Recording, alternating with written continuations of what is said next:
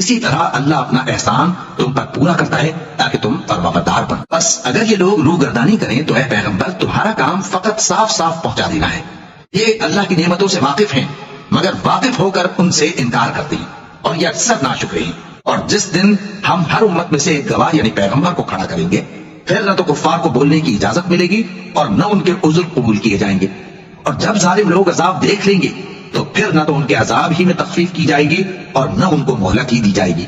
اور جب مشرک اپنے بنائے ہوئے شریکوں کو دیکھیں گے تو کہیں گے کہ پروردگار یہ وہی ہمارے شریک ہیں جن کو ہم تیرے سوا پکارا کرتے تھے، تو وہ ان کے کلام کو مسترد کر دیں گے اور ان سے کہیں گے کہ تم جھوٹے ہو۔ اور اس دن اللہ کے سامنے سر نگوں ہو جائیں گے اور جو طوفان وہ باندھا کرتے تھے سب ان سے جاتا رہے گا۔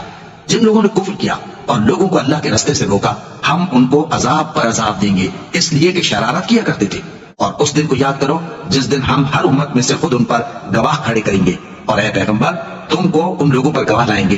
اور ہم نے تم پر ایسی کتاب نازل کی ہے کہ اس میں ہر چیز کا بیان مفصل ہے اور مسلمانوں کے لیے ہدایت اور رحمت اور بشارت ہے۔ اللہ انصاف اور احسان کرنے اور رشتہ داروں کو خرچ سے مدد دینے کا حکم دیتا ہے اور بے حیائی اور نامعقول کاموں سے اور سرکشی سے منع کرتا ہے اور تمہیں نصیحت کرتا ہے تاکہ تم یاد رکھو۔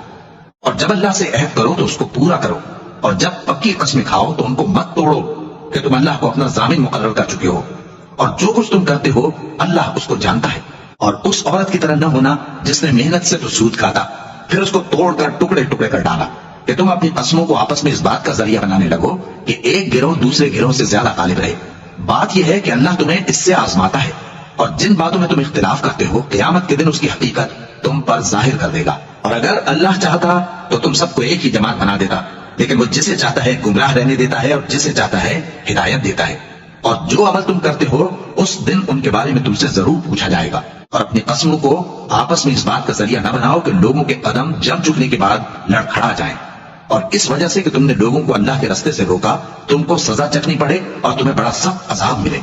اور اللہ سے جو تم نے عہد کیا ہے اس کو مت بیچو اور اس کے بدلے تھوڑی سی قیمت نہ لو، کیونکہ ایفائے عہد کا جو صلہ اللہ کے ہاں مقرر ہے وہ اگر سمجھو تو تمہارے لیے بہتر ہے۔